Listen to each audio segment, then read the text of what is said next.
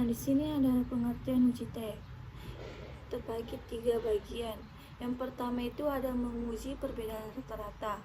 Uji T adalah uji statistik parametrik yang digunakan untuk membandingkan rata-rata dari dua kelompok atau lebih. Ini membantu kita menentukan apakah perbedaan yang diamati signifikan secara statistik atau hanya kebetulan. Yang kedua itu ada sampel kecil dan distribusi normal. Uji ini paling sering digunakan pada sampel kecil NS30. Penting juga bahwa data berdistribusi normal agar hasil uji T file dan dapat diandalkan. Yang ketiga itu ada secara uji T. Uji T dikembangkan oleh William Slade Gonzet yang menerbitkan karyanya dengan nama Sherman Student.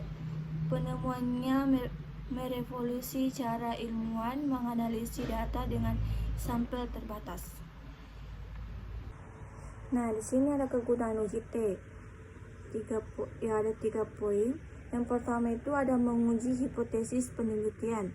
Uji T memberikan kerangka kerja statistik untuk menerima atau menolak hipotesis nol, membantu penelitian mengonfirmasi atau membantah asumsi awal mereka. Yang kedua itu ada menentukan signifikasi perbedaan.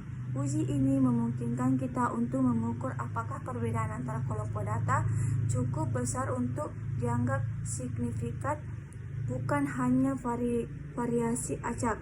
Yang ketiga itu ada membantu pengambilan keputusan. Dengan hasil uji T, penelitian dan praktisi dapat membuat keputusan yang lebih tepat dan berdasarkan bukti dalam berbagai bidang, mulai dari kedokteran hingga pemasaran. Nah, di sini juga ada jenis-jenis uji T. Yang pertama itu ada uji T 1 sampel, membandingkan rata-rata sampel dengan nilai populasi yang diketahui atau standar. Yang kedua itu ada uji T 2 sampel independen, membandingkan rata-rata dari dua kelompok independen tidak berhubungan. Yang ketiga itu ada uji T berpasangan, membandingkan rata-rata dan dari dua pengukuran yang diambil dari sampel yang sama, misalnya sebelum dan sesudah intervensi. Nah, di sini ada uji T 1 sampel. Nah, pengertiannya itu uji T 1 sampel digunakan untuk membandingkan rata-rata mean dari satu sampel dengan nilai tertentu yang sudah ditetapkan nilai standar atau hipotesis nol. Contoh kasusnya itu apakah rata-rata nilai ujian mahasiswa di suatu kelas berbeda dari nilai KKM kriteria ketuntasan minimal yang ditetapkan yaitu 75. Nah, baik, di sini kita lihat contoh data uji T 1 sampel. Kita perhatikan tabel. Nomor 1 itu nilainya 70, nomor 2 itu nilainya 72, nomor 3 itu nilainya 75, nomor 4 nilainya 78, dan nomor 5 nilainya 80.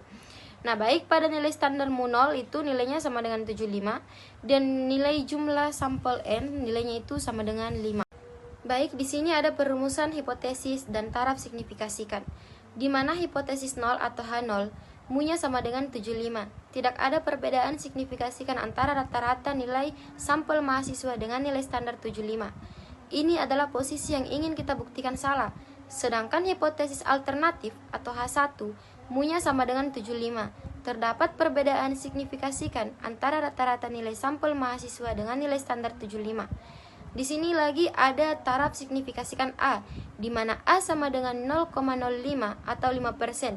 Ini adalah probabilitas kesalahan tipe 1, yaitu menolak H0 padahal H0 benar jika p-value kurang atau kita menolak H0. Nah, di sini itu ada rumus dan langkah pengerjaan uji T 1 sampel. Kita perhatikan gambar di samping, kita perhatikan rumus uji T, di mana X sama dengan nilai rata-rata sampel, mu sama dengan nilai perbandingan atau nilai standar, sedangkan S simpangan baku sampel, N sama dengan jumlah sampel. Nah, cara pengerjaannya itu kita perhatikan langkah pengerjaan. Yang pertama, kita hitung rata-rata mean atau sampel. Yang kedua, kita hitung simpangan baku sampel. Nah, yang ketiga itu kita substitusi nilai ke rumus uji T. Yang keempat, tentukan derajat kebebasan atau DF.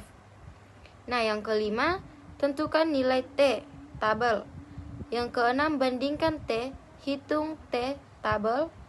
Yang ketujuh, ambil keputusan statistik. Nah, sekarang kita masuk pada bagian perhitungan dan kesimpulan uji T.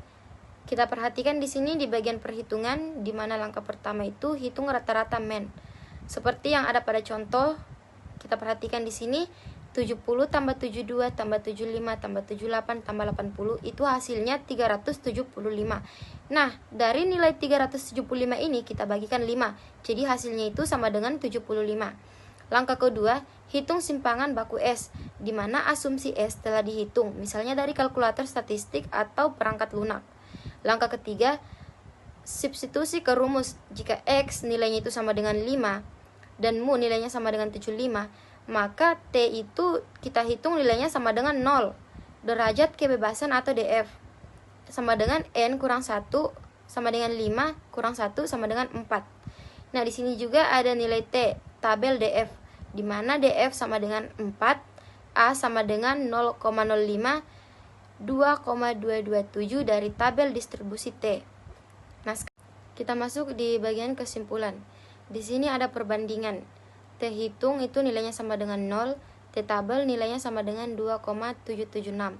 Karena T hitung kurang dari T tabel. Baik, di sini ada keputusan. H0 itu diterima sedangkan H1 itu ditolak. Nah, di sini ada implikasi di mana tidak terdapat perbedaan yang signifikasikan antara rata-rata nilai mahasiswa dengan nilai standar 75 pada taraf signifikasikan 0,05.